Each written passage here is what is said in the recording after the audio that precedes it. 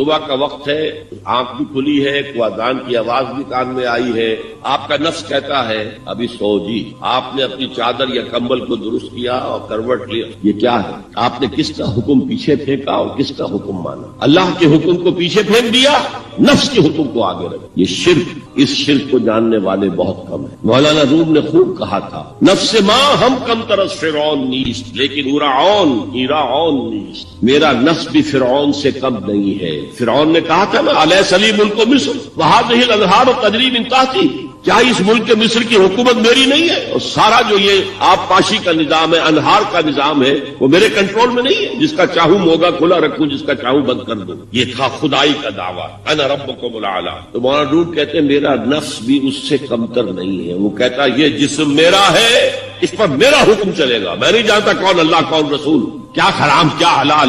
تو فرعون سے کم تو نہیں ہے میرا نفس، لیکن ایراعون اس کی بہت مدد تھی، فوج تھی، لاؤ لشکر تھا، تو اس نے زبان سے بھی کہہ دیا کھل کر الا ربکم الاعلی۔ میں مسکین ہوں، غریب ہوں، میرے پاس کوئی طاقت نہیں ہے، میں زبان سے تو کچھ نہیں کہہ سکتا، اندر سے میرا نفس یہی کہتا۔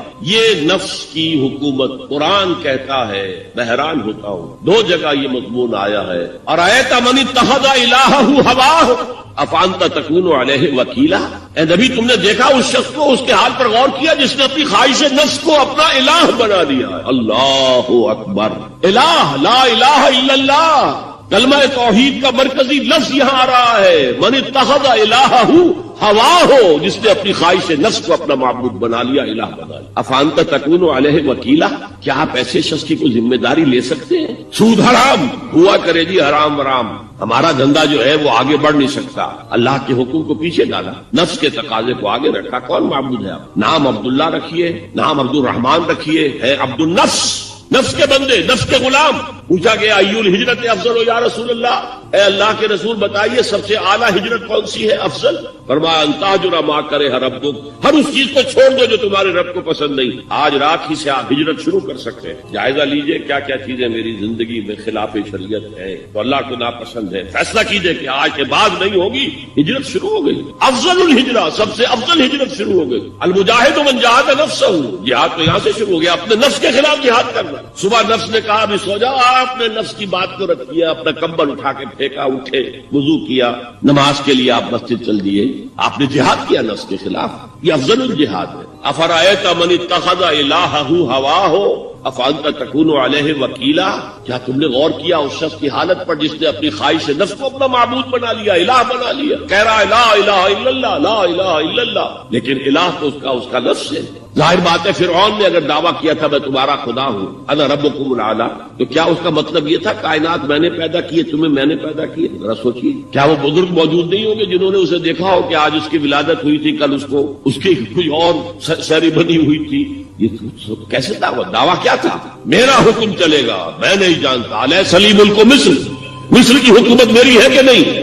قرآن حکیم نے بھی سورہ آل عمران کے آخری رکوع میں ذکر کو سب سے پہلے اور سب سے اہم عامل کی حیثیت سے شمار کیا۔ چنانچہ اس کی پہلی آیت جو ہے سورہ آل عمران کے آخری رکوع کی، اس میں تو وہی مضمون جو میں بیان کر چکا وہ آیا ہے، ان فی خلق السماوات والارض واختلاف اللیل والنہار لآیات لأولی الالباب، یقیناً آسمان اور زمین کی تخلیق میں اور دن اور رات کے الٹ پھیر میں نشانیاں ہیں ہوش مندوں کی۔ ان کے ذریعے سے انسانی شعور کے اندر وہ معرفت رب اجاگر ہوگی۔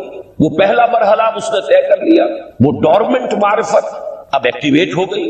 اب مزید فکر کا مرحلہ ہے جو اگلی آیت میں آیا ہے، الذین یذکرون اللہ قیاما وقعودا وعلی جنوبہم ویتفکرون فی خلق السماوات والارض ربنا ما خلقت ھذا باطلا سبحانک فقنا عذاب النار۔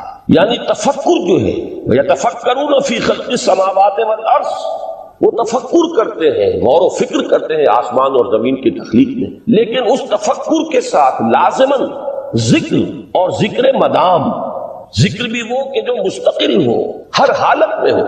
الذین یذکرون اللہ قیاما وقعودا وعلی جنوبہم، وہ لوگ کہ جو اللہ کو یاد رکھتے ہیں، اللہ کا ذکر کرتے ہیں، کھڑے ہوئے بھی، بیٹھے ہوئے بھی، اور اپنے پہلوؤں کے بل یعنی لیٹے ہوئے بھی۔ اب ان تین کے سوا تو کوئی پوزیشن انسان کی نہیں ہے. اسی کا نام ہے دوام ذکر. اور اس کے ساتھ اگر وہ تفکر کرتے ہیں تو ان کا فکر اگلی منزل تک پہنچتا ہے. تو پہلی شے تھی فکر انسانی کی صحیح رخ پر مزید پیش قدمی اور پیش رفت، اور اس کے لیے لازم ہے ذکر و فکر کا امتزاج. دوسری چیز کو لیجئے عمل کی درستی.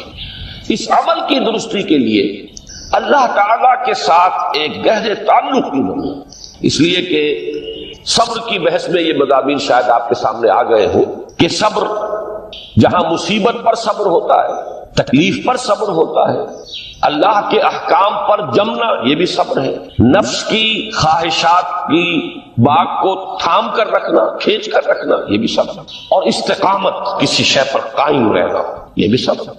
تو عمل صحیح پر استقامت کے لیے وَاصْبِرْ وَمَا صَبْرُكَ إِلَّا بِاللَّهِ، اس صبر کی سب سے اہم جو بنیاد ہے، اس کا جو سب سے بڑا ذریعہ ہے، اس کا جو سب سے بڑا سہارا ہے، وَمَا صَبْرُكَ إِلَّا بِاللَّهِ، اس کے لیے ضرورت ہے ایک گہرے تعلق کی کہ اللہ کے ساتھ ایک ایسا تعلق برقرار رہے جو نہ صرف گہرا ہو بلکہ دائم و قائم مسلسل. ذرا ظہول ہوگا تعلق مع اللہ میں، ذرا کمی آئے گی، شیطان کا وار کاری ہو جائے گا. اسی کو حضور نے حدیث میں یوں تعبیر کیا ہے تمثیلاً کہ جو دل اللہ کی یاد سے غافل ہے اس پر، فارسی کا وہ مقولہ بھی ہے کہ خانہ خالی را دیو بھی گرت، گھر خالی رہے تو جنات اس پر دیو جو ہے آ کر قبضہ جما لیتے ہیں. تو خانہ قلب جو ہے اگر یاد خدا بندی سے خالی ہو گیا تو شیطان ابلیس لعین اپنی تھوتنی ٹکا دیتا ہے. یہ لفظ آتا ہے سور کے منہ کے لیے تھوتنی، جس طرح اس کا نکلا ہوا سا منہ ہوتا ہے آگے، تو یہ لفظ استعمال کیا گیا کہ وہ اپنی تھوتنی انسان کے دل پر جما کر اور پھوکے مارنی شروع کر دیتا ہے. تو شیطان کو موقع ہی تب ملتا ہے جب انسان کے تعلق مع اللہ کے اندر کمی، وہ خانہ بالکل خالی ہو گیا ہو یا اتنا ضعیف ہو گیا ہو کہ کل عدم ہو جائے، گویا کہ نہیں. تیسری چیز کی طرف آئیے، روحانی ترقی. روحانی ترقی کے لیے میں ایک اصطلاح کے سامنے لا رہا ہوں. اس سے مراد کیا ہے؟ روحانی ترقی کے لیے ہماری دینی اصطلاح ہے تقرب الی اللہ، اللہ سے قریب تر ہوتے چلے جانا. اس پر میرا ایک کتابچہ بھی ہے، تقرب الی اللہ کے دو مدارج، دو درجے، جو در حقیقت ایک حدیث نبوی علیہ الصلوۃ والسلام ہی پر مبنی ہے کہ حضور نے ایک درجہ قرار دیا ہے تقرب بالفرائض، فرائض کے ذریعے سے انسان اللہ کے قرب حاصل کرے. ایک ہے تقرب بالنوافل، نوافل کے ذریعے سے اللہ کا قرب حاصل کرے. ان میں کیا نسبت و تناسب ہے؟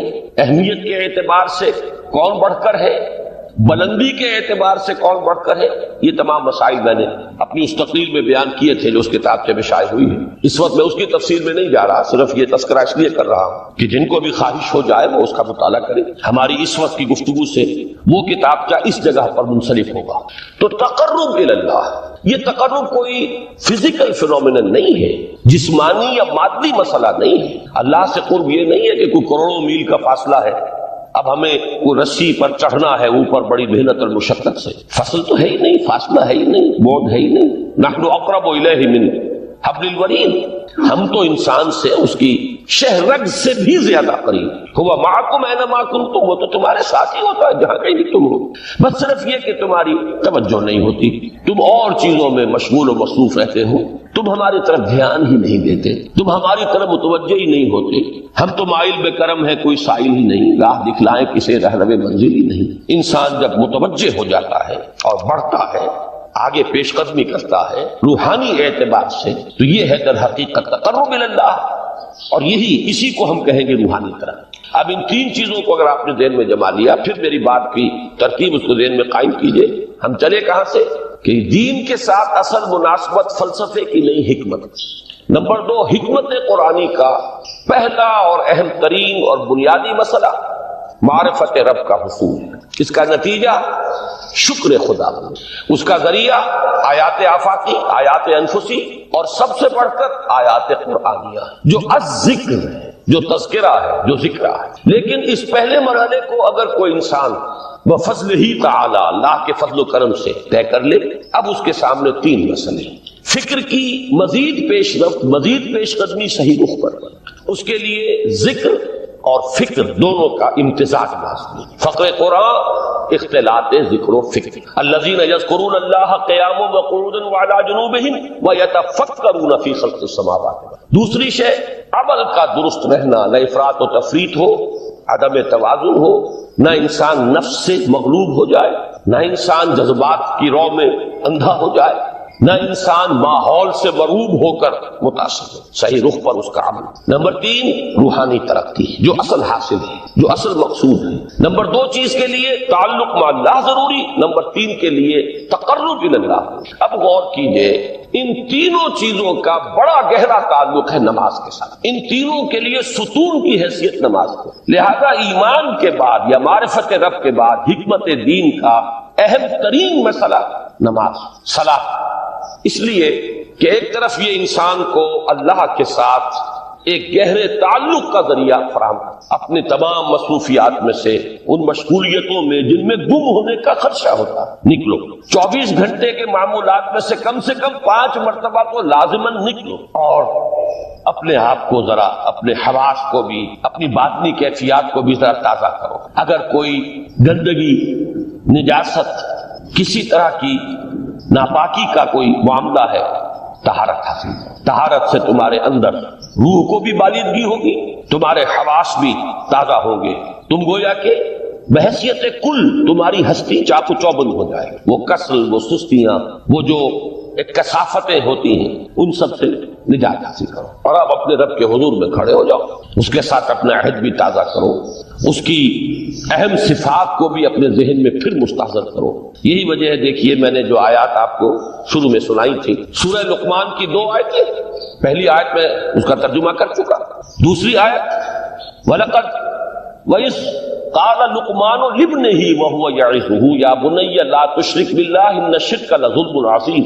اس کے بعد درمیان میں کچھ مضمون آ کر پھر وہ آیہ مبارکہ آئی، یا بنی اقم الصلاۃ وَأْمُرْ بِالْمَعْرُوفِ وَانْهَ عَنِ الْمُنْكَرِ وَاصْبِرْ عَلَىٰ مَا أَصَابَكَ. گویا کہ اہم ترین چیز، بنیادی ترین چیز، اللہ کو محض پہچان لینا کافی نہیں ہے، یاد رکھنا ضروری ہے. اللہ یاد رہے گا تو فکر صحیح آگے بڑھے. اللہ یاد رہے گا اور اس کے ساتھ ایک گہرا تعلق جو ہے برقرار رہے گا تو عمل درست رہے گا. بالکل یہی بات سورہ طٰہٰ میں جو پہلی وحی حضرت موسیٰ علیہ السلام پر ہوئی اور پہلا مخاطبہ ہے، چونکہ حضرت موسیٰ کو یہ انبیاء کرام کے مقدس گروہ میں ایک امتیازی حیثیت حاصل ہے کہ ان سے براہ راست گفتگو ہوئی ہے، اگرچہ صرف ایک پردہ تھا، اوٹ من ورائے حجاب گفتگو ہوئی ہے، لیکن یہ کہ کوئی فرشتے کا درمیانی جو ہے وہ لنک نہیں تھا. براہ راست اللہ تعالیٰ نے حضرت موسیٰ علیہ السلام سے کلام فرمایا. کلم اللہ موسیٰ تکلیما. موسیٰ سے تو اللہ نے کلام فرمایا جیسے کہ کلام کیا جاتا.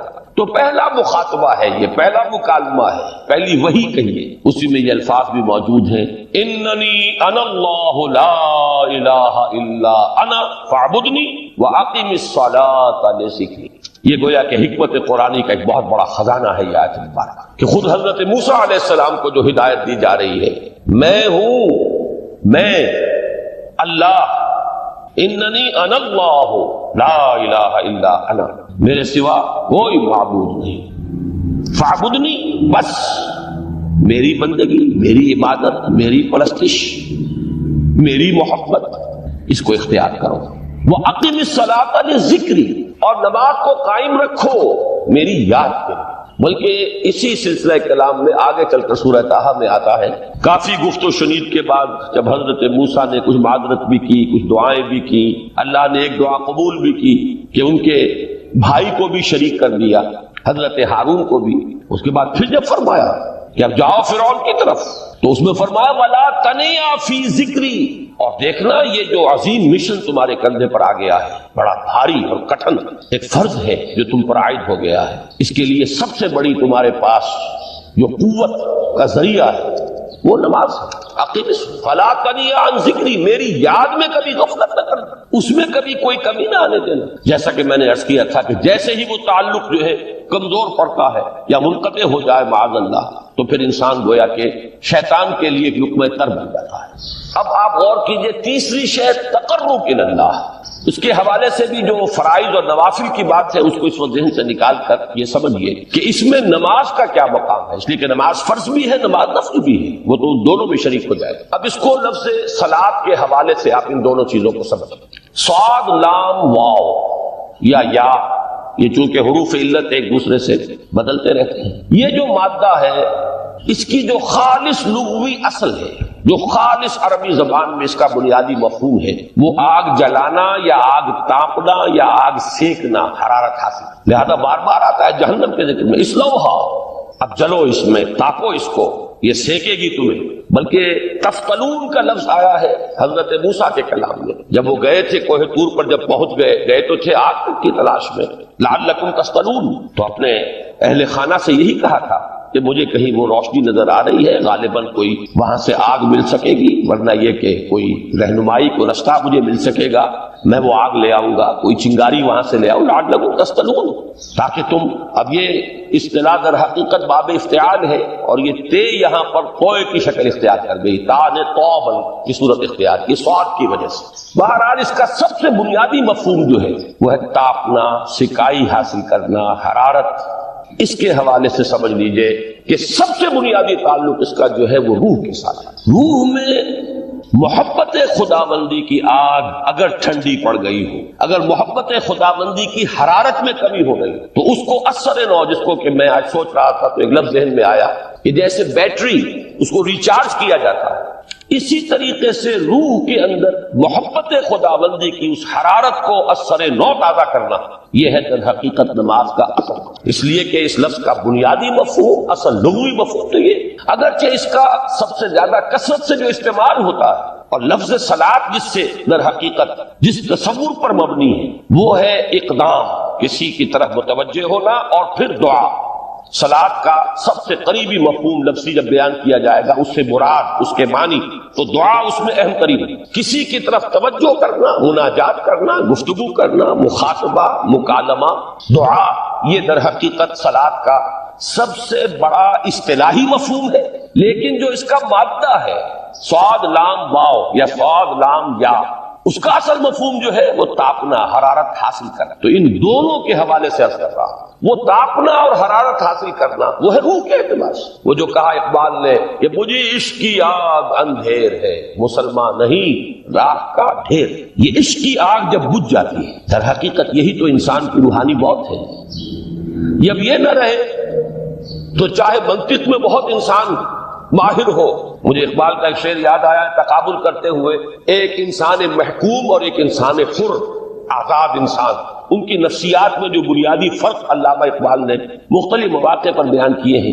محکوم ہے بیگانہ اخلاص و مروت، ہر چند کے منطق کی دلیلوں میں ہے چالاک، تو منطق کی دلیلوں میں انسان چالاک ہو جائے اور وہ لغت ہائے حجازی کا وہ ایک خزانہ بن جائے، اسے تمام الفاظ کے معنی یاد ہو، وہ بڑے مسائل فقہ کے اسے ازبر ہو، جزیات، بے انتہا جزیات جو ہے وہ مستحضر ہو، فلسفے کے بڑے بڑے مسئلے اس نے حل کر لیے ہوں، لیکن اگر روح میں وہ اللہ کی محبت کی آگ نہیں ہے، وہ تپش نہیں، مجھے عشق کی آگ اندھیر ہے، مسلمان نہیں راہ کا ڈھیر۔ اسی کے حوالے سے آج مجھے یاد آیا تھا کہ وہ جو بڑی سادہ سی ایک نظم ہے، اللہ تعالیٰ سے دعا، یا رب دل مسلم کو وہ زندہ تمنا دے، اس میں بھی جو الفاظ آئے ہیں، جو روح کو گرما دے اور قلب کو تڑپا، یہ ہے اصل جو مقصود ہے نماز کی۔ اور یہی وہ چیز ہے جیسا کہ میں نے عرض کیا تھا کہ نگاہوں سے اوجھل، یہ پہلو سامنے ہے ہی نہیں، دوسرا پہلو سامنے ہے اور وہ بھی میرے نزدیک بہت اہم ہے، بہت بنیادی ہے، اس میں کوئی شک نہیں، لیکن یہ ہے بلند ترین منزل کہ تقرب الی اللہ، اس کے لیے در حقیقت یہ کس لیے درکار ہے؟ روح کے اندر عشق کی حرارت اور گرمی تازہ ہوتا ہے۔ بسا اوقات یہ اندر دب جاتی ہے، جیسے انگارہ ہوتا ہے آگ کا، اس کے اوپر خاک اور راکھ آ جاتی ہے، اندر کچھ ہوتی ہے، آگ دبی ہوئی سمجھ، آگ بجھی ہوئی نہ جان، اس دبی ہوئی آگ کو پھر ایک شعلہ بنانا، پھر اس کے اندر ایک حیات تازہ پیدا کرنا، یہ ہے نماز کا اہم ترین اور بلند ترین مقصد۔ لیکن اس کے ساتھ ہی اس نماز میں ذکر ہونا، اس کا یہ ذکر ہے، اور ذکر کی جب میں فہرست بیان کیا کرتا ہوں بہت سے حضرات کے سامنے ہوگا کہ ذکر کا در حقیقت مفہوم ہے استحضار اللہ فی القلب۔ ہمارے ہاں غلطی سے جو ذرائع ذکر ہے انہیں ذکر قرار دے دیا گیا ہے، نماز ذکر نہیں ہے، نماز ذکر کا ذریعہ ہے۔ اقیم الصلاۃ لذکری، نماز قائم کرو میرے ذکر کے لیے۔ یہ اللہ اللہ کہنا یا ادعیہ معصورہ جو حضور صلی اللہ علیہ وسلم کی مسنون دعائیں ہیں، انہیں اپنے تمام معمولات دنیاوی کے ساتھ ساتھ ان دعاؤں کو بھی انسان پڑھتا رہے، اللہ سے دعا کرتا رہے۔ یہ تمام ذرائع ذکر ہیں، سبحان اللہ الحمدللہ الحمدللہ، اس کا آپ ورد کیجئے، یہ بھی ذریعہ ذکر ہے۔ حقیقت میں ذکر ہے استحضار اللہ فی القلب، اللہ کو دل میں لے آنا، اللہ کو دل میں حاضر کر لینا، اصل میں تو ترجمہ ہوگا لیکن حاضر جاننا، یہ کیفیت جو ہے انسان کو حاصل ہوتا ہے۔ اب اس کے حوالے سے ذرا بات سمجھیے کہ ایک تو میں عرض کر چکا ہوں مجسم ذکر تو قرآن ہے، لہذا ذکر کی فہرست جب آپ کریں گے ذرائع ذکر تو ان میں سب سے پہلے قرآن ہے، اس لیے کہ وہ ہماری حکمت کے پہلے مسئلے کو حل کر رہا ہے، بنیادی مسئلہ، اہم ترین مسئلہ۔ دوسرے نمبر پر ذکر جو ہے، اب اس کے لیے کچھ اصطلاحات جو میرے مختلف دروس میں شاید آپ کے سامنے بعد میں آئیں یا پہلی آ چکی ہوں، ان کے حوالے سے میری بات سمجھ۔ ایک ذکر غیابی ہے، تھرڈ پرسن میں، صیغہ غائب میں اللہ کی یاد کرنا، اللہ اکبر اللہ اکبر اللہ اکبر۔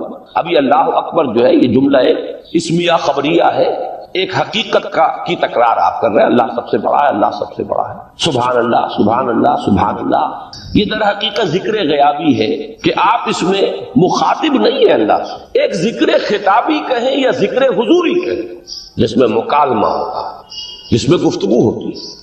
تو نماز در حقیقت ذکر حضوری اور ذکر خطابی کی بلند ترین شکل، اس لیے میں نے عرض کیا تھا کہ نماز کے لفظ یا صلاۃ کے لفظ یہ اصطلاحی معنی جو اکثر و بیشتر کیے جاتے ہیں وہ ہے دعا، اور دعا میں ہوتا کیا ہے؟ مکالمہ ہے، مخاطب ہے، اللہ ہے میرے رب ہے پروردگار۔ پھر یہ کہ اس میں اقدام اور کسی کی طرف متوجہ ہونا، یہی وجہ ہے کہ افتتاح صلاۃ نماز کو شروع کرنے کے لیے ایک تو وہ الفاظ جو قرآن مجید میں آئے ہیں، انی وجہت وجہی للذی فطر السماوات والارض حنیفا وما انا من المشرکین، یہ ہے توجہ کا ارتکاز، بشرطے کہ یہ صرف الفاظ ہی نہ نکل رہے ہو، واقعتاً یہ تعبیر ہو اس وقت کی انسان کی نفسیاتی کیفیت کی، کہ شعوری طور پر وہ فیصلہ کرتا ہے کہ اب میں منقطع ہو رہا ہوں، ہر چہار طرف سے اپنی توجہ کو ہٹا کر، ہر مسئلے سے اپنے آپ کو خالی و ذہن کر کے، یعنی ظاہری اور باطنی دونوں اعتبار سے میں اپنی توجہ کا ارتکاز کر رہا ہوں اس ذات کی طرف جس نے آسمانوں اور زمین کو پیدا کیا، اور بالکل یکسو ہو کر رہا ہوں۔ انی وجہت وجہی للذی فطر السماوات والارض حنیفا وما انا من المشرکین۔ اور دوسری وہ جو دعا جس سے ہم افتتاح کرتے ہیں اپنی نماز کا، دیکھیں اس میں خطاب کا کس قدر اہتمام، وہاں سبحان اللہ نہیں ہے، سبحانک اللہم، پاک ہے تو اے رب ہمارے، وبحمدک وتبارک اسمک وتعالی جدک۔ آپ غور کر رہے ہیں، یہ ہے تخاطب، براہ راست مخاطب ہونا۔ تو سب سے پہلی بات تو یہ ہوئی کہ ذکر کی ایک شکل ہے ذکر غیابی، دوسری ذکر حضوری، اور ذکر حضوری یا ذکر خطابی کی بلند ترین منزل، بلند ترین اس کا ذریعہ نماز۔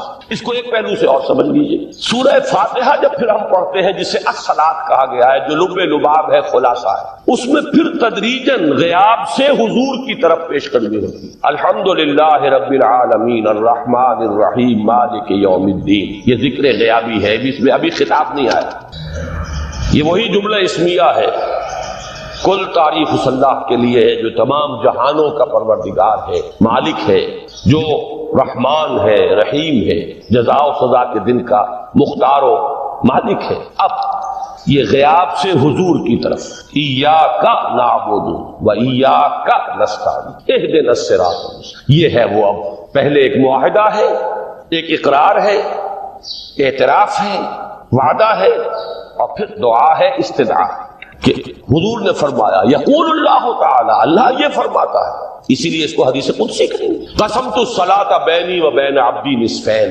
میں نے نماز کو اپنے اور اپنے بندے کے مابین آدھا آدھا تقسیم کر دیا۔ اب یہاں تک تو جملہ ہے اللہ کا، یہ ہے حدیث قدسی۔ اب آگے جو ہے نریشن اس کی جو ہے حضور صلی اللہ علیہ وسلم کی جانب سے ہے، یعنی خبر دے رہے ہیں اللہ کی طرف سے ہی ویسے تو تمام احادیث ہی گویا کہ ہم سمجھتے ہیں انسپائرڈ تو اللہ کی طرف سے ہی، لیکن یہ کہ جہاں صراحت ہو کہ اللہ کہتا ہے وہ حدیث قدسی ہے۔ یقول اللہ تعالی قسمت الصلاۃ بینی و بین عبدی نصفین، یہاں تک تو حدیث قدسی۔ اب دوسری عام حدیث ہے، اذا قال العبد الحمد للہ رب العالمین یقول اللہ تعالی حمدنی عبدی، جب بندہ کہتا ہے الحمد للہ رب العالمین، پروردگار کہتا ہے میرے بندے نے میری حمد کی۔ جب بندہ کہتا ہے الرحمن الرحیم، پروردگار فرماتا ہے ثنا علی عبدی، میرے بندے نے میری ثنا کی، بڑی تعریف کی۔ جب بندہ کہتا ہے مالک یوم الدین، اللہ فرماتا ہے مجدنی عبدی، میرے بندے نے میری بڑی بزرگی بیان کی ہے، تمجید کی ہے۔ پھر جب بندہ کہتا ہے ایاک نعبد و ایاک نستعین، اللہ فرماتا ہے ھذا ما بینی و بین عبدی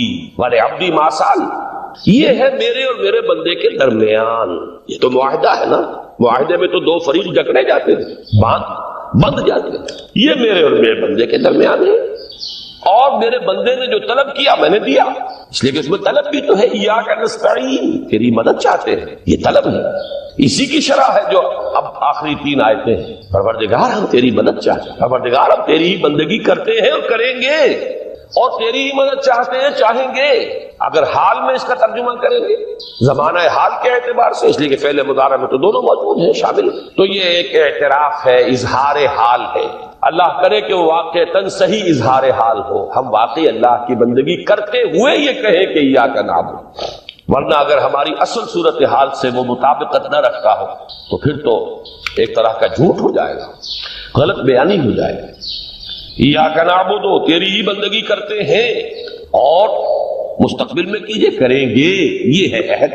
تیری ہی مدد چاہتے ہیں، تجھی سے مدد طلب کرتے ہیں، تجھی سے مدد چاہتے رہیں گے، اس کے لیے فرمایا وَلِعَبْدِ مَا سَأَلَ، اور پھر اس کے بعد وہ استدعا ہے اهدنا الصراط المستقیم صراط الذین انعمت علیہم غیر المغضوب علیہم ولا الضالین۔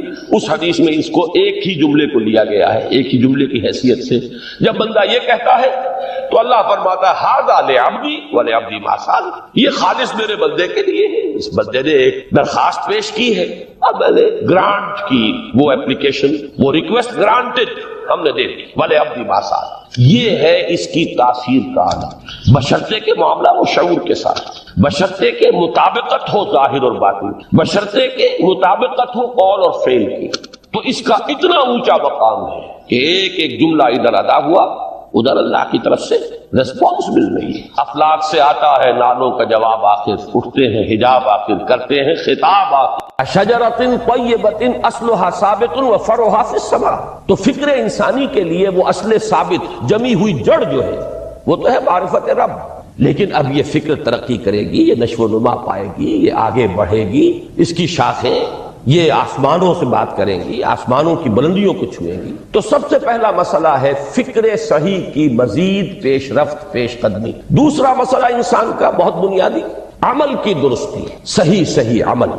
انسان اپنے نفس امارہ سے مغلوب ہو کر، یا جذبات کی رو میں بہہ کر، یا ماحول کے اثرات سے مرعوب ہو کر وہ کسی غلط رخ پر نہ پڑ جائے، تو اس کے عمل کو درست رکھنے کے لیے کوئی اسے سہارا درکار ہے۔ اور تیسری ضرورت اس کی، یہ میرے نزدیک اس دور میں سب سے زیادہ نگاہوں سے اوجھل ہو چکی ہے، یہاں تک کہ ہمارے بہت سے دینی حلقے بھی، خاص طور پر جو ریلیجس ایکٹیوسٹ شمار ہوتے ہیں، جو دین کی احیائی جد و جہد میں مصروف نظر آتے ہیں، تجدید دین، احیاء دین، غلبہ دین، اقامت دین، ان کی بھی ایک بہت بڑی محرومی ہے کہ وہ ایک تیسرے گوشے کو تقریباً نظر انداز کر رہے ہیں، اور وہ ہے روحانی ترقی۔ اس لیے کہ انسان کی اصل عظمت کی بنیاد تو وہ روح ہے جو اس میں پھونکی گئی، وَنَفَخْتُ فِيهِ مِن رُوحِي، جس کا تعلق ذات باری تعالیٰ کے ساتھ۔ کم سے کم یہ تو ہر شخص مانے گا، کوئی بڑے سے بڑا ریشنلسٹ اور روحانیت کا منکر شخص وہ بھی یہ تو ماننے پر مجبور ہے کہ اللہ تعالیٰ نے اس کی جو نسبت اپنی طرف فرمائی ہے روحی، اس میں در حقیقت انسانی روح کی عظمت اور اس کی شرافت، اس کی بلندی اور اس کی بزرگی کی طرف اشارہ ہے۔ بہرحال اس کی ترقی، فکر صحیح کی ترقی۔ نمبر 2، عمل کی درستی، اس میں افراط و تفریط نہ ہو، اس میں انسان نفس امارہ سے مغلوب ہو کر، یا جذبات کی رو میں بہہ کر، یا ماحول کے اثرات سے متاثر ہو کر کوئی غلط اور غیر متوازن راستہ اختیار نہ کر لے۔ اور نمبر 3، روحانی طرف۔ اب ان میں سے پہلی چیز کو لیجئے، فکر صحیح کے مزید ارتقاء اور اس کی مزید پیش قدمی کے لیے قرآن حکیم نے بھی سورہ آل عمران کے آخری رکوع میں ذکر کو سب سے پہلے اور سب سے اہم عامل کی حیثیت سے شمار کیا. چنانچہ اس کی پہلی آیت جو ہے سورہ آل عمران کے آخری رکوع کی، اس میں تو وہی مضمون جو میں بیان کر چکا وہ آیا ہے. ان فی خلق السماوات والارض واختلاف اللیل والنہار لآیات لأولی الالباب. یقیناً آسمانوں اور زمین کی تخلیق میں اور دن اور رات کے الٹ پھیر میں نشانیاں ہیں ہوش مندوں کے. ان کے ذریعے سے انسانی شعور کے اندر وہ معرفت رب اجاگر ہوگی. وہ پہلا مرحلہ اس نے طے کر لیا، وہ ڈورمنٹ معرفت اب ایکٹیویٹ ہو گئی. اب مزید فکر کا مرحلہ ہے جو اگلی آیت میں آیا ہے، الذین یذکرون اللہ قیاما وقعودا وعلی جنوبہم ویتفکرون فی خلق السماوات والارض ربنا ما خلقت ھذا باطلا سبحانک فقنا عذاب النار. یعنی تفکر جو ہے، ویتفکرون فی خلق السماوات والارض، وہ تفکر کرتے ہیں، غور و فکر کرتے ہیں آسمان اور زمین کی تخلیق میں، لیکن اس تفکر کے ساتھ لازماً ذکر اور ذکر مدام. ذکر بھی وہ کہ جو مستقل ہو، ہر حالت میں ہو. الذین یذکرون اللہ قیاما وقعودا وعلی جنوبہم، وہ لوگ کہ جو اللہ کو یاد رکھتے ہیں، اللہ کا ذکر کرتے ہیں، کھڑے ہوئے بھی، بیٹھے ہوئے بھی، اور اپنے پہلوؤں کے بل یعنی لیٹے ہوئے بھی. اب ان تین کے سوا تو کوئی پوزیشن انسان کی نہیں ہے. اسی کا نام ہے دوام ذکر. اور اس کے ساتھ اگر وہ تفکر کرتے ہیں تو ان کا فکر اگلی منزل تک پہنچتا ہے. میں اس پر زیادہ بحث اس وقت نہیں کروں گا. اس وقت میں نے چونکہ وہ تین باتیں بیان کی تھی، میں درجہ بدرجہ چاہتا ہوں کہ آگے بڑھوں اور ایک حد سے زیادہ کسی بھی مسئلے میں تجاوز نہ کریں. یہ جو بات سورہ آل عمران کی آخری رکوع کی اس دوسری آیت میں آئی ہے، اسی کو مولانا روم نے بیان کیا ہے بہت ہی سادہ لیکن بڑے پرمغز شعر میں. این قدر گفتیم باقی فکر کن، فکر اگر جامد بوت رو فکر کن. اس قدر تو ہم نے تمہیں بتا دیا، سمجھا دیا، یہ بات تو آ گئی تمہارے عقل میں. اب جاؤ خود غور کرو، مزید آگے پیش قدمی کرو. این قدر گفتیم باقی فکر کن، فکر اگر جامد بوت رو ذکر کن. فکر میں جمود آ جائے، فکر سست پڑ جائے تو جاؤ پھر ذکر کرو. تو یہ ذکر اور فکر گویا کہ گاڑی کے دو پہیے ہیں کہ جن سے فکر انسانی صحیح رخ پر آگے بڑھے. اگر یہ ذکر ساتھ نہیں رہے گا تو فکر انسانی کج ہو جائے. تاثریا میر و دیوار کج. پھر وہ فکر جو ہے وہ بلندی کو کتنے ہی پہنچ جائے لیکن وہ ٹیڑھی بلندی ہوگی، وہ صراط مستقیم پر پیش قدمی کرنے والا فکر نہیں ہوگا. اسی کو علامہ اقبال نے اپنے دو اشعار میں، کیونکہ انہوں نے مولانا روم کو اپنا پیر بھی تسلیم کیا ہے، مرشد رومی، تو یہ فکر جو ہے، یہ خیال جو مولانا روم نے پیش کیا، اسی کو علامہ اقبال نے دو اشعار میں میں سمجھتا ہوں کہ مزید شکوہ کے ساتھ، مزید خوبصورت اور حسین انداز میں پیش کیا ہے. جز بقرآن زیغمی روباہی است، فقر قرآن اصل شاہنشاہی است. قرآن کے بغیر اگر کوئی شعر بھی ہو تو وہ بھی اصل میں لومڑی ہے، اس کی کوئی حقیقت نہیں، اس لیے کہ اصل شاہنشاہی جو ہے وہ تو فقر قرآن ہے. اب فقر قرآن کیا ہے؟ فقر قرآن اگر آپ لکھا ہوا دیکھیں گے اس کو تو اس کے آگے یہاں اب سوالیہ نشان آ جائے گا. فقر قرآن یعنی سوچو فقر قرآن کیا ہے، اور جواب ہے اختلاط ذکر و فکر. فقر قرآن امتزاج سے وجود میں آتا ہے کہ اس میں ذکر بھی ہو فکر بھی ہو. اور فکر را کامل نہ دیدم جز بے ذکر، میں نے فکر کو کبھی بھی اپنی منزل مقصود تک پہنچتا ہوا نہیں پایا جب تک کہ اس کے ساتھ ذکر نہ ہو. تو پہلی شے تھی فکر انسانی کی صحیح رخ پر مزید پیش قدمی اور پیش رفت، اور اس کے لیے لازم ہے ذکر و فکر کا امتزاج. دوسری چیز کو لیجئے عمل کی درستی. اس عمل کی درستی کے لیے اللہ تعالیٰ کے ساتھ ایک گہرے تعلق کی ضرورت. اس لیے کہ صبر کی بحث میں یہ مضامین شاید آپ کے سامنے آ گئے ہو کہ صبر جہاں مصیبت پر صبر ہوتا ہے، تکلیف پر صبر ہوتا ہے، اللہ کے احکام پر جمنا یہ بھی صبر ہے، نفس کی خواہشات کی باغ کو تھام کر رکھنا، کھینچ کر رکھنا یہ بھی صبر ہے، اور استقامت کسی شے پر قائم رہنا یہ بھی صبر ہے. تو عمل صحیح پر استقامت کے لیے وَاصْبِرْ وَمَا صَبْرُكَ إِلَّا بِاللَّهِ، اس صبر کی سب سے اہم جو بنیاد ہے، اس کا جو سب سے بڑا ذریعہ ہے، اس کا جو سب سے بڑا سہارا ہے، وَمَا صَبْرُكَ إِلَّا بِاللَّهِ، اس کے لیے ضرورت ہے ایک گہرے تعلق کی کہ اللہ کے ساتھ ایک ایسا تعلق برقرار رہے جو نہ صرف گہرا ہو بلکہ دائم و قائم مسلسل. ذرا ذہول ہوگا تعلق مع اللہ میں، ذرا کمی آئے گی شیطان کا وار کاری ہو جائے گا. اسی کو حضور نے حدیث میں یوں تعبیر کیا ہے تمثیلاً کہ جو دل اللہ کی یاد سے غافل ہے اس پر، فارسی کا وہ مقولہ بھی ہے کہ خانہ خالی را دیو می گیرت، گھر خالی رہے تو جنات اس پر دیو جو ہے آ کر قبضہ جما لیتے ہیں. تو خانہ خلق قلب جو ہے اگر یاد خدا بندی سے خالی ہو گیا تو شیطان ابلیس لعین اپنی تھوتنی ٹکا دیتا ہے. یہ لفظ آتا ہے سور کے منہ کے لیے تھوتنی، جس طرح اس کا نکلا ہوا سا منہ ہوتا ہے آگے، تو یہ لفظ استعمال کیا گیا کہ وہ اپنی تھوتنی انسان کے دل پر جما کر اور پھوکے مارنی شروع کر دیتا ہے. تو شیطان کو موقع ہی تب ملتا ہے جب انسان کے تعلق مع اللہ کے اندر کمی ہو، وہ خانہ بالکل خالی ہو گیا ہو یا اتنا ضعیف ہو گیا ہو کہ کل عدم ہو جائے، گویا کہ نہیں. تیسری چیز کی طرف آئیے، روحانی ترقی. روحانی ترقی کے لیے میں ایک اصطلاح کے سامنے لا رہا ہوں، اس سے مراد کیا ہے؟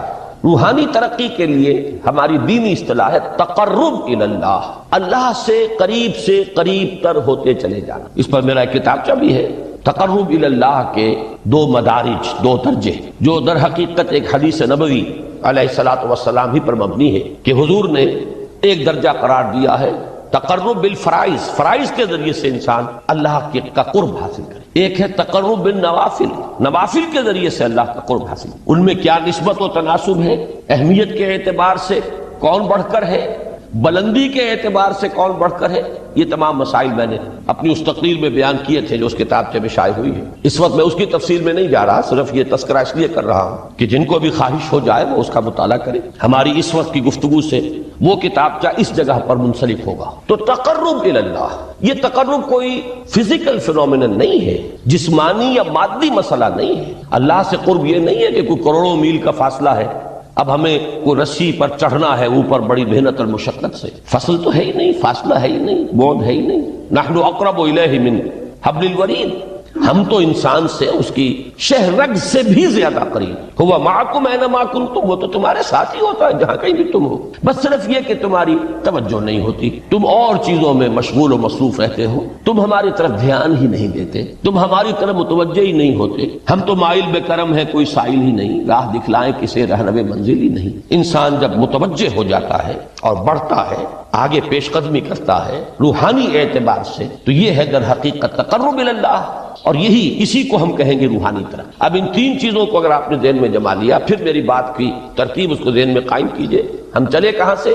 کہ دین کے ساتھ اصل مناسبت فلسفے کی نہیں، حکمت. نمبر 2، حکمت قرآنی کا پہلا اور اہم ترین اور بنیادی مسئلہ معرفت رب کا حصول. اس کا نتیجہ شکر خدا بندی، اس کا ذریعہ آیات آفاقی، آیات انفسی، اور سب سے بڑھ کر آیات قرآنیہ جو الذکر ہے، جو تذکرہ ہے، جو ذکر ہے. لیکن اس پہلے مرحلے کو اگر کوئی انسان بفضل ہی تعالی، اللہ کے فضل و کرم سے طے کر لے، اب اس کے سامنے 3 مسئلے. فکر کی مزید پیش رفت، مزید پیش قدمی صحیح رخ پر، اس کے لیے ذکر اور فکر دونوں کا امتزاج لازمی. فقر قرآن اختلاط ذکر و فکر. الذین یذکرون اللہ قیاما وقعودا وعلی جنوبہم ویتفکرون فی خلق السماوات. دوسری شے عمل کا درست رہنا، نہ افراط و تفریط ہو، عدم توازن ہو، نہ انسان نفس سے مغلوب ہو جائے، نہ انسان جذبات کی رو میں اندھا ہو جائے، نہ انسان ماحول سے مرعوب ہو کر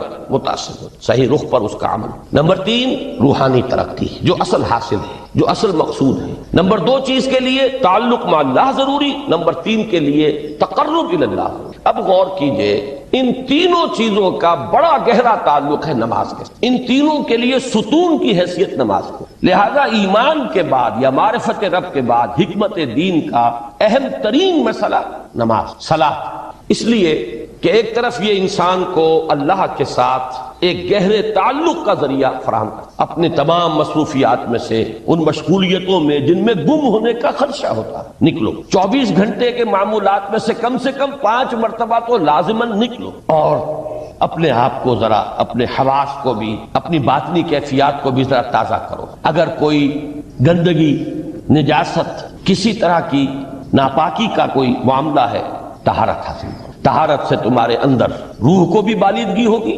تمہارے حواس بھی تازہ ہوں گے، تم گویا کہ بحیثیت کل تمہاری ہستی چاق و چوبند ہو جائے. وہ کسل، وہ سستیاں، وہ جو ایک کثافتیں ہوتی ہیں، ان سب سے نجات حاصل کرو. اور اب اپنے رب کے حضور میں کھڑے ہو جاؤ، اس کے ساتھ اپنا عہد بھی تازہ کرو، اس کی اہم صفات کو بھی اپنے ذہن میں پھر مستحضر کرو. یہی وجہ ہے، دیکھیے میں نے جو آیات آپ کو شروع میں سنائی تھی، سورہ لقمان کی 2 آیتیں.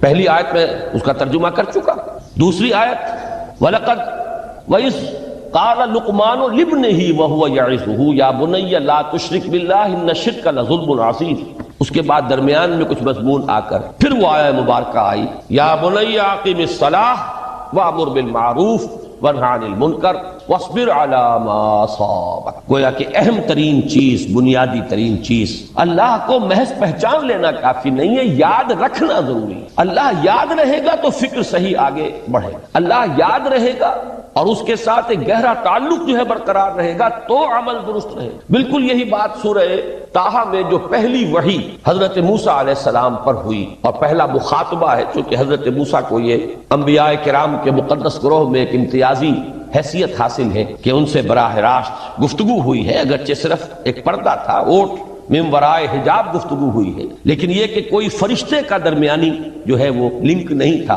براہ راست اللہ تعالیٰ نے حضرت موسیٰ علیہ السلام سے کلام فرمایا۔ کلم اللہ موسیٰ تکلیما، موسیٰ سے تو اللہ نے کلام فرمایا جیسے کہ کلام کیا جاتا ہے۔ تو پہلا مخاطبہ ہے، یہ پہلا مکالمہ ہے، پہلی وحی کہیے، اسی میں یہ الفاظ بھی موجود ہیں، اننی انا اللہ لا الہ الا انا فاعبدنی وَأَقِمِ الصَّلَاةَ لِذِكْرِي۔ یہ گویا کہ حکمت قرآنی کا ایک بہت بڑا خزانہ ہے یہ آیت مبارک، کہ خود حضرت موسیٰ علیہ السلام کو جو ہدایت دی جا رہی ہے، میں ہوں، میں اللہ، اننی انا اللہ لا الہ الا انا، میرے سوا کوئی معبود نہیں، فاعبدنی، بس میری بندگی، میری عبادت، میری پرستش، میری محبت، اس کو اختیار کرو۔ وَأَقِمِ الصَّلَاةَ لِذِكْرِي، اور نماز کو قائم رکھو میری یاد کے لیے۔ بلکہ اسی سلسلہ کلام میں آگے چل کر سورہ طٰہٰ میں آتا ہے، کافی گفت و شنید کے بعد جب حضرت موسیٰ نے کچھ معذرت بھی کی، کچھ دعائیں بھی کی، اللہ نے ایک دعا قبول بھی کی کہ ان کے بھائی کو بھی شریک کر دیا، حضرت ہارون کو بھی۔ اس کے بعد پھر جب فرمایا کہ اب جاؤ فرعون کی طرف، تو اس میں فرمایا وَلَا تَنِيَا فِي ذِكْرِي، اور دیکھنا یہ جو عظیم مشن تمہارے کندھے پر آ گیا ہے، بڑا بھاری اور کٹھن ایک فرض ہے جو تم پر عائد ہو گیا ہے، اس کے لیے سب سے بڑی تمہارے پاس جو قوت کا ذریعہ ہے وہ نماز ہے۔ اقیم فلا تنیا عن ذکری، میری یاد میں کبھی غفلت نہ کرنا، اس میں کبھی کوئی کمی نہ آنے دینا۔ جیسا کہ میں نے عرض کیا تھا کہ جیسے ہی وہ تعلق جو ہے کمزور پڑتا ہے یا منقطع ہو جائے معاذ اللہ، تو پھر انسان گویا کہ شیطان کے لیے ایک لقمہ تر بن جاتا ہے۔ اب آپ غور کیجئے، تیسری شے تقرب الی اللہ، اس کے حوالے سے بھی جو فرائض اور نوافل کی بات ہے اس کو اس وقت ذہن سے نکال کر یہ سمجھیے کہ اس میں نماز کا کیا مقام ہے، اس لیے کہ نماز فرض بھی ہے، نماز نفل بھی ہے، وہ تو ان دونوں میں شریک ہو جائے۔ اب اس کو لفظ صلاۃ کے حوالے سے آپ ان دونوں چیزوں کو سمجھ، صاد لام واو یا یہ چونکہ حروف علت ایک دوسرے سے بدلتے رہتے ہیں، یہ جو مادہ ہے اس کی جو خالص لغوی اصل ہے، جو خالص عربی زبان میں اس کا بنیادی مفہوم ہے، وہ آگ جلانا یا آگ تاپنا یا آگ سینکنا، حرارت حاصل، لہذا بار بار آتا ہے جہنم کے ذکر میں، اسلوہا، اب جلو اس میں، تاپو اس کو، یہ سینکے گی تمہیں۔ بلکہ تفتلون کا لفظ آیا ہے حضرت موسیٰ کے کلام میں، جب وہ گئے تھے کوہ طور پر، جب پہنچ گئے تو تھے آگ تک کی تلاش میں، لعلکم تفتلون، تو اپنے اہل خانہ سے یہی کہا تھا کہ مجھے کہیں وہ روشنی نظر آ رہی ہے، غالباً کوئی وہاں سے آگ مل سکے گی، ورنہ یہ کہ کوئی رہنمائی کو رستہ مجھے مل سکے گا، میں وہ آگ لے آؤں گا، کوئی چنگاری وہاں سے لے آؤں، لعلکم تفتلون، تاکہ تم، اب یہ اصطلاح در حقیقت باب افتعال ہے، اور یہ تے یہاں پر کوئے کی شکل اختیار کر گئی، تا نے توبل کی صورت اختیار کی صاد کی وجہ سے۔ بہرحال اس کا سب سے بنیادی مفہوم جو ہے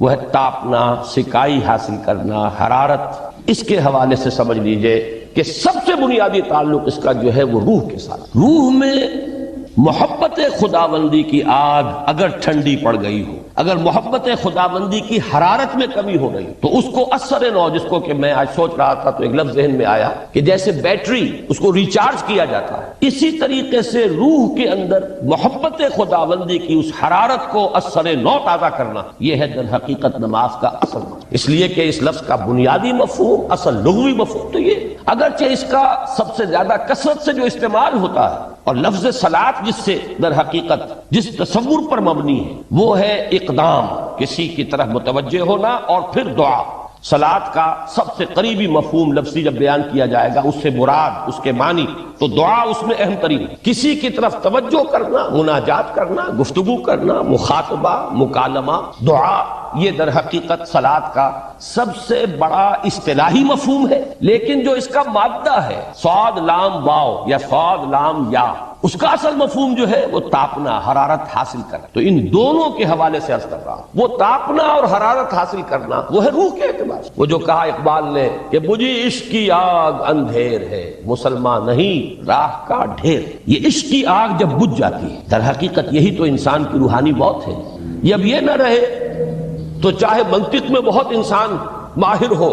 مجھے اقبال کا ایک شعر یاد آیا ہے تقابل کرتے ہوئے، ایک انسان محکوم اور ایک انسان حر، آزاد انسان، ان کی نفسیات میں جو بنیادی فرق علامہ اقبال نے مختلف مواقع پر بیان کیے ہیں۔ محکوم ہے بیگانہ اخلاص و مروت، ہر چند کے منطق کی دلیلوں میں ہے چالاک۔ تو منطق کی دلیلوں میں انسان چالاک ہو جائے اور وہ لغت ہائے حجازی کا وہ ایک خزانہ بن جائے، اسے تمام الفاظ کے معنی یاد ہو، وہ بڑے مسائل فقہ کے اسے ازبر ہو، جزیات، بے انتہا جزیات جو ہے وہ مستحضر ہو، فلسفے کے بڑے بڑے مسئلے اس نے حل کر لیے ہوں، لیکن اگر روح میں وہ اللہ کی محبت کی آگ نہیں ہے، وہ تپش نہیں، بجھی عشق کی آگ اندھیر ہے، مسلمان نہیں راہ کا ڈھیر۔ اسی کے حوالے سے آج مجھے یاد آیا تھا کہ وہ جو بڑی سادہ سی ایک نظم ہے، اللہ تعالیٰ سے دعا یا رب دل مسلم کو وہ زندہ تمنا دے، اس میں بھی جو الفاظ آئے ہیں، جو روح کو گرما دے اور قلب کو تڑپا، یہ ہے اصل جو مقصود ہے نماز کا۔ اور یہی وہ چیز ہے جیسا کہ میں نے عرض کیا تھا کہ نگاہوں سے اوجھل، یہ پہلو سامنے ہے ہی نہیں، دوسرا پہلو سامنے ہے اور وہ بھی میرے نزدیک بہت اہم ہے، بہت بنیادی ہے، اس میں کوئی شک نہیں، لیکن یہ ہے بلند ترین منزل کہ تقرب الی اللہ۔ اس کے لیے در حقیقت یہ کس لیے درکار ہے؟ روح کے اندر عشق کی حرارت اور گرمی تازہ ہو۔ بسا اوقات یہ اندر دب جاتی ہے، جیسے انگارہ ہوتا ہے آگ کا، اس کے اوپر خاک اور راکھ آ جاتی ہے، اندر کچھ ہوتی ہے، آگ دبی ہوئی سمجھ، آگ بجھی ہوئی نہ جان، اس دبی ہوئی آگ کو پھر ایک شعلہ بنانا، پھر اس کے اندر ایک حیات تازہ پیدا کرنا، یہ ہے نماز کا اہم ترین اور بلند ترین مقصد۔ لیکن اس کے ساتھ ہی اس نماز میں ذکر ہونا، اس کا یہ ذکر ہے، اور ذکر کی جب میں فہرست بیان کیا کرتا ہوں بہت سے حضرات کے سامنے ہوگا کہ ذکر کا در حقیقت مفہوم ہے استحضار اللہ فی القلب۔ ہمارے ہاں غلطی سے جو ذرائع ذکر ہے انہیں ذکر قرار دے دیا گیا ہے۔ نماز ذکر نہیں ہے، نماز ذکر کا ذریعہ ہے۔ اقیم الصلاۃ لذکری، نماز قائم کرو میرے ذکر کے لیے۔ یہ اللہ اللہ کہنا یا ادعیہ معصورہ جو حضور صلی اللہ علیہ وسلم کی مسنون دعائیں ہیں، انہیں اپنے تمام معمولات دنیاوی کے ساتھ ساتھ ان دعاؤں کو بھی انسان پڑھتا رہے، اللہ سے دعا کرتا رہے، یہ تمام ذرائع ذکر ہیں۔ سبحان اللہ، الحمدللہ الحمدللہ، اس کا آپ ورد کیجئے، یہ بھی ذریعہ ذکر ہے۔ حقیقت میں ذکر ہے استحضار اللہ فی القلب، اللہ کو دل میں لے آنا، اللہ کو دل میں حاضر کر لینا، اصل میں تو ترجمہ ہوگا، لیکن حاضر جاننا، یہ کیفیت جو ہے انسان کو حاصل ہو جائے۔ اب اس کے حوالے سے ذرا بات سمجھیے کہ ایک تو میں عرض کر چکا ہوں مجسم ذکر تو قرآن ہے، لہذا ذکر کی فہرست جب آپ کریں گے ذرائع ذکر تو ان میں سب سے پہلے قرآن ہے، اس لیے کہ وہ ہماری حکمت کے پہلے مسئلے کو حل کر رہا ہے، بنیادی مسئلہ، اہم ترین مسئلہ۔ دوسرے نمبر پر ذکر جو ہے، اب اس کے لیے کچھ اصطلاحات جو میرے مختلف دروس میں شاید آپ کے سامنے بعد میں آئیں یا پہلی آ چکی ہوں، ان کے حوالے سے میری بات سمجھیں۔ ایک ذکر غیابی ہے، تھرڈ پرسن میں، صیغہ غائب میں اللہ کی یاد کرنا، اللہ اکبر اللہ اکبر اللہ اکبر۔ ابھی اللہ اکبر جو ہے یہ جملہ اسمیہ خبریہ ہے، ایک حقیقت کی تکرار آپ کر رہے ہیں، اللہ سب سے بڑا ہے، اللہ سب سے بڑا ہے، سبحان اللہ سبحان اللہ سبحان اللہ۔ یہ در حقیقت ذکر غیابی ہے کہ آپ اس میں مخاطب نہیں ہے اللہ سے، ایک ذکر خطابی کہیں یا ذکر حضوری کہیں جس میں مکالمہ ہوتا ہے، جس میں گفتگو ہوتی ہے۔ تو نماز در حقیقت ذکر حضوری اور ذکر خطابی کی بلند ترین شکل ہے۔ اس لیے میں نے عرض کیا تھا کہ نماز کے لفظ یا صلاۃ کے لفظ یہ اصطلاحی معنی جو اکثر و بیشتر کیے جاتے ہیں وہ ہے دعا، اور دعا میں ہوتا کیا ہے؟ مکالمہ ہے، مخاطب، اے اللہ، اے میرے رب، اے پروردگار۔ پھر یہ کہ اس میں اقدام اور کسی کی طرف متوجہ ہونا، یہی وجہ ہے کہ افتتاح صلاۃ، نماز کو شروع کرنے کے لیے ایک تو وہ الفاظ جو قرآن مجید میں آئے ہیں، انی وجہت وجہی للذی فطر السماوات والارض حنیفا وما انا من المشرکین۔ یہ ہے توجہ کا ارتکاز، بشرطے کہ یہ صرف الفاظ ہی نہ نکل رہے ہوں، واقعتاً یہ تعبیر ہو اس وقت کی انسان کی نفسیاتی کیفیت کی، کہ شعوری طور پر وہ فیصلہ کرتا ہے کہ اب میں منقطع ہو رہا ہوں، ہر چہار طرف سے اپنی توجہ کو ہٹا کر، ہر مسئلے سے اپنے آپ کو خالی و ذہن کر کے، یعنی ظاہری اور باطنی دونوں اعتبار سے میں اپنی توجہ کا ارتکاز کر رہا ہوں اس ذات کی طرف جس نے آسمانوں اور زمین کو پیدا کیا، اور بالکل یکسو ہو کر رہا ہوں۔ انی وجہت وجہی للذی فطر السماوات والارض حنیفا وما انا من المشرکین۔ اور دوسری وہ جو دعا جس سے ہم افتتاح کرتے ہیں اپنی نماز کا، دیکھیں اس میں خطاب کا کس قدر اہتمام ہے۔ وہاں سبحان اللہ نہیں ہے، سبحانک اللہم، پاک ہے تو اے رب ہمارے، وبحمدک وتبارک اسمک وتعالی جدک۔ آپ غور کر رہے ہیں، یہ ہے خاطب، براہ راست مخاطب ہونا۔ یہ گویا کہ لب لباب میں آپ کے سامنے عرض کر رہا ہوں علامہ اقبال کے خطبے کا، دی میننگ آف پریئر ان اسلام۔ خطبات جو ہیں ان کے مشہور، ان میں غالباً یہ تیسرا یا چوتھا لیکچر ہے کہ اس میں تصور یہ دیا گیا ہے کہ دو ہی انائیں ہیں، ایک انائے کبیر اننی انا اللہ لا الہ الا انا، یہ وہ انائے کبیر ہے، انائے مطلق ہے، میں، بہت بڑی میں، جس کو کہ علامہ اقبال نے کہا دی بگ آئی ایم۔ یہ بگ آئی ایم جو ہے وہ سورہ طٰہٰ کی اس آیت میں، اور میرے علم کی حد تک کوئی اور مقام نہیں ہے جس میں اس قدر جلال ہو۔ اللہ نے اس طور سے اپنی انانیت کبریٰ اور انانیت مطلقہ کا اظہار اس بلند آہنگ کے ساتھ کیا ہو، اننی انا اللہ لا الہ الا انا۔ وہ انائے کبیر اور یہ انائے صغیر، یہ انائے محدود، یہ چھوٹی سی ایک انا ہے، میں، یہ میں ہوں۔ آپ جب کہتے ہیں میں، بڑی محدود سی ایک انا، دی فائنائٹ ایگو، انائے محدود اور انفائنائٹ ایگو۔ اور صلاۃ اصل میں کیا ہے؟ اس چھوٹی انا کا بڑی انا کے سامنے آ کر، روبرو ہو کر، وہ جو کبھی ٹیلی ویژن کا ایک پروگرام ہوا کرتا تھا، روبرو ہو کر خطاب۔ ایک ہے وہ صیغہ غائب میں تکرار، سبحان اللہ سبحان، وہ بھی بہت اہم ہے، اس کا اپنی جگہ پر فائدہ ہے، لیکن ہر شے کے درجے ہیں۔ اگر حفظ مراتب نہ کنی زندگی، اگر آپ ان کے درجوں کا علیحدہ علیحدہ لحاظ نہیں کریں گے تو غلط رخ پہ پڑ جائیں گے۔ تو یہ جو دو ذکر خطابی یا ذکر حضوری، نماز اصل میں اس کی بلند ترین یہی وجہ ہے کہ سبحانک اللہم وبحمدک وتبارک اسمک وتعالی جدک ولا الہ غیرک۔ اس کا کی جس قدر تکرار یہاں پر ہے، آپ نے غور کیا، اس میں خطاب ہے، یا پھر یہ کہ یہ کا کی اس طرح کی تکرار آپ کو دعائے قنوت میں ملے گی۔ اللہم انا نستعینک ونستغفرک ونؤمن بک ونتوکل علیک ونثنی علیک الخیر ونشکرک ولا نکفرک۔ اب یہ جو ہے یہ در حقیقت خطاب کا اندازہ ہے کہ براہ راست گفتگو ہو۔ تو سب سے پہلی بات تو یہ ہوئی کہ ذکر کی ایک شکل ہے ذکر غیابی، دوسری ذکر حضوری، اور ذکر حضوری یا ذکر خطابی کی بلند ترین منزل، بلند ترین اس کا ذریعہ نماز۔ اس کو ایک پہلو سے اور سمجھ لیجئے، سورہ فاتحہ جب پھر ہم پڑھتے ہیں جسے الصلاۃ کہا گیا ہے، جو لب لباب ہے، خلاصہ ہے، اس میں پھر تدریجاً غیاب سے حضور کی طرف پیش قدمی ہوتی۔ الحمدللہ رب العالمین الرحمن الرحیم مالک یوم الدین، یہ ذکر غیابی ہے، اس میں ابھی خطاب نہیں آیا۔ یہ وہی جملہ اسمیہ ہے، کل تعریف اس اللہ کے لیے ہے جو تمام جہانوں کا پروردگار ہے، مالک ہے، جو رحمان ہے، رحیم ہے، جزا و سزا کے دن کا مختار و مالک ہے۔ اب یہ غیاب سے حضور کی طرف، ایاک نعبد و ایاک نستعین اہدنا الصراط، یہ ہے وہ۔ اب پہلے ایک معاہدہ ہے، ایک اقرار ہے، اعتراف ہے،